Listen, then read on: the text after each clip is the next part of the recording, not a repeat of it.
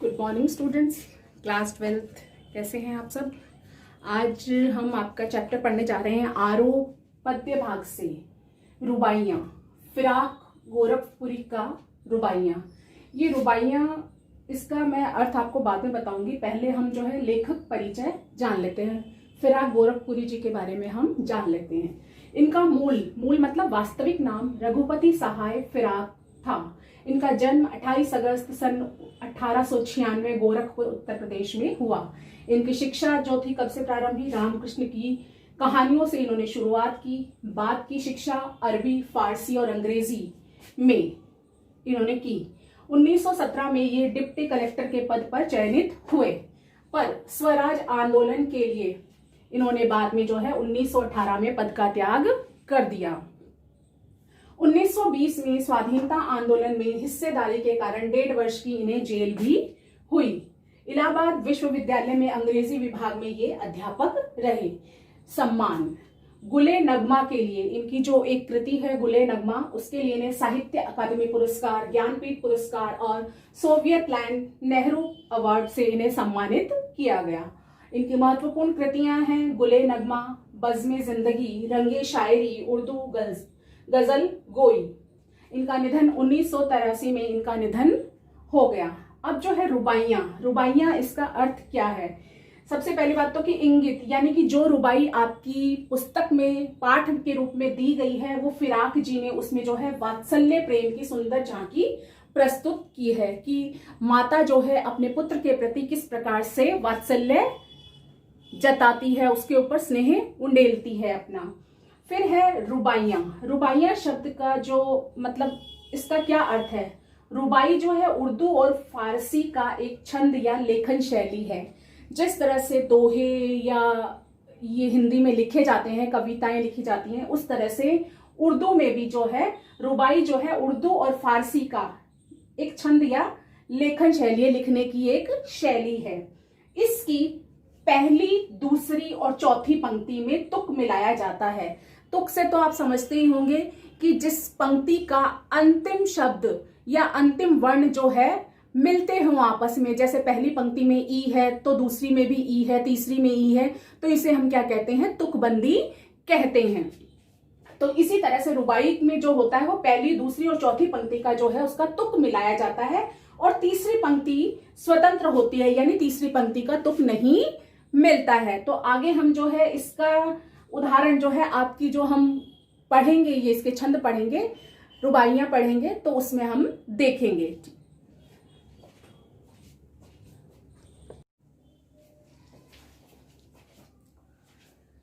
रुबाइयां, इसका first paragraph है। जैसे कि मैंने आपको बताया था कि उसकी पहली, दूसरी और चौथी पंक्ति में तुक मिलता है। तो यहां पर देखिए, पहली पंक्ति में ई, दूसरी पंक्ति में ई, चौथी पंक्ति में ई, लेकिन तीसरी पंक्ति जो है इसकी स्वतंत्र है। तो हम पढ़ते हैं, आंगन में चांद के टुकड़े को खड़ी, हाथ पे झुलाती है उसे गोद भरी, रह रह के हवा में लोका देती मतलब उछालते हैं ना जैसे बच्चे को हवा में, गूंज उठती है खिलखिलाते बच्चे की हंसी। तो इसमें जो है कवि ने माँ के और अपने पुत्र के प्रति जो वात्सल्य है, उसको बहुत वात्सल्य स्नेह जो है उसे बहुत अच्छे से दर्शाया है अपने काव्य के माध्यम से। माँ जो है घर के आंगन में अपने लाडले को दुलार रही है, मतलब प्यार कर रही है। वह अपने कलेजे के टुकड़े को हाथों में लेकर हवा में उछाल कर गोद में उसे तरह तरह से दुलार रही है, यानी कि अपना प्यार जो है उसे अलग अलग तरह से वो जता रही है। लोका देना मतलब हवा में उछालना, गोद में लेकर तरह तरह से उसे दुलार रही है। और बच्चे की किलकारी, जब माँ इस तरह से उसके साथ करती है तो बच्चे की किलकारी जो है उससे पूरा आंगन गूंज उठता है। माँ अपने बच्चे के इस तरह के हाव भाव को देखकर आत्म विभोर हो उठती है, यानी कि बहुत अधिक प्रसन्न हो उठती है। दूसरा है, नहला के छलके छलके निर्मल जल से, उलझे हुए गेसुओं में कंघी करके, किस प्यार से देखता है बच्चा मुंह को, जब घुटनियों में लेके पिन्हाती है कपड़े। अब इसमें भी देख लीजिए, पहली, दूसरी और चौथी पंक्ति में ए और यहाँ पर क्या है? ओ। तो ये स्वतंत्र है और बाकी ये सब क्या है? तुकबंदी है। यहाँ पर इसमें जो है कवि ने बताया कि बाल सुलभ चेष्टाओं का वर्णन किया है कि बच्चे की जो बाल सुलभ चेष्टाएं हैं उसके बारे में बताया है कि माँ जब अपने लाडले को स्वच्छ जल से नहलाती है तो उसके उलझे हुए बालों में कंघी करके सुलझाती है। माँ अपने बच्चे को निहार निहार कर तृप्ति का अनुभव कर रही है, यानी माँ अपने बच्चे के साथ इस तरह के कार्य को करके तृप्ति का अनुभव कर रही है, उसे संतुष्टि मिल रही है। वह उसे घुटने में लेकर कपड़े पहनाती है और नन्हा बालक जो है बड़े प्रेम से अपनी माँ को निहारता है, यानी कि माँ जो काम कर रही है बालक भी उसे उसी स्नेह से देख रहा है। इसमें जो है दोनों का आपसी जो स्नेह का संबंध है, प्रगाढ़ संबंध, माता और पुत्र का प्रगाढ़ संबंध है जो दर्शाया गया है। इस तरह कवि ने माँ और बालक के आपसी मधुर स्नेह को दर्शाया है। तीसरा है, आंगन में ठुनक रहा है जदाया है, बालक तो हई चांद पे ललचाया है। दर्पण उसे देख के कह रही है माँ, देख आईने में चांद उतर आया है। अब इसमें क्या है, बालक जो है चांद की जिद कर बैठा है कि उसे चांद चाहिए। नन्हा बालक जो है आंगन में चांद पाने की जिद करके ठुनक रहा है, यानी कि इधर उधर जिद कर रहा है, घूम रहा है। माँ बाल हट का सरल उपाय निकाल लेती है। माँ अपने बच्चे की जिद को पूरा करने का एक सरल उपाय निकाल लेती है। माँ उसके हाथों में दर्पण थमा देती है, उसके हाथों में क्या है वो दर्पण दे देती है, जिससे चांद का प्रतिबिंब उसमें दिखाई देता है, यानी उसमें चांद की परछाई दिखाई देती है। माँ कहती है कि देख चांद ही दर्पण में आ गया है, और माँ उससे क्या समझा रही है बच्चे को कि देख चांद ही नीचे उतर आया है दर्पण में, अब हट करना छोड़ दे। परंतु शिशु जो है यानी कि छोटा बालक जो है वो डांट फटकार से नहीं बल्कि उसे प्यार से ही समझाया जा सकता है।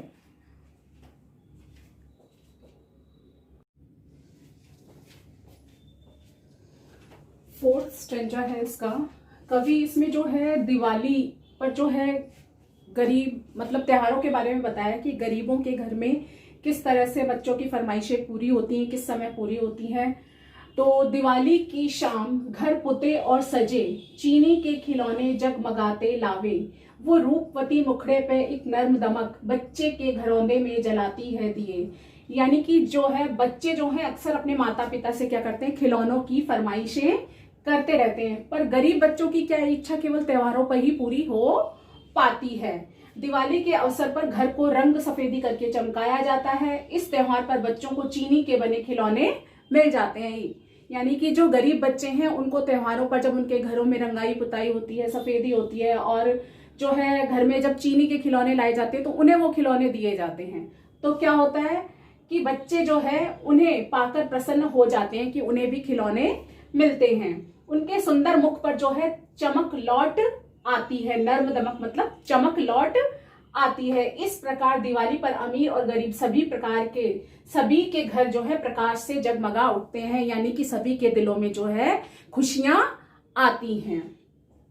फिर है इस पर जो है भाई बहन, रक्षाबंधन का त्योहार जो है भाई बहन का मतलब प्रेम का पर्व माना जाता है। तो इसमें भाई और बहन के स्नेह को दर्शाया है कवि ने। तो रक्षाबंधन की सुबह रस की पुतली, छाया है घटा गगन की हल्की हल्की, बिजली की तरह चमक रहे हैं लच्छे, भाई के है बांधती चमकती राखी। रक्षाबंधन पर जो भाई बहन के प्रेम का प्रतीक है। इस दिन भाई बहन की आंखों में जो है स्नेह का भाव जो है देखते ही बनता है, यानी कि दोनों का आपसी स्नेह देखते ही बनता है। उधर आकाश में जो है काली घटा छा जाती है और बिजली चमकने लगती है। कवि जो है आकाश में चमकने वाली बिजली और रक्षाबंधन का मेल दिखा रहा है और कह रहा है कि जिस प्रकार भाई के हाथ पर बंधी राखी के लच्छे चमकते हैं वैसे ही आकाश में जो है बिजली चमकती है। कवि ने यह बताने का प्रयास किया है कि घटा का जो संबंध बिजली के साथ है वही संबंध भाई का बहन से है, यानी कि जो भाई बहन का संबंध है उसकी तुलना जो है भाई बहन के स्नेह की तुलना किससे की है, कवि ने बिजली और घटा से की है। तो इस प्रकार जो है ये फिराक गोरखपुरी की जो रुबाइयां हैं ये हमारी आज समाप्त होती हैं, जिसमें कवि ने जो है माता और पुत्र के वात्सल्य को दर्शाया है, साथ ही भाई बहन और जो है त्योहारों के महत्व को दर्शाया है। धन्यवाद।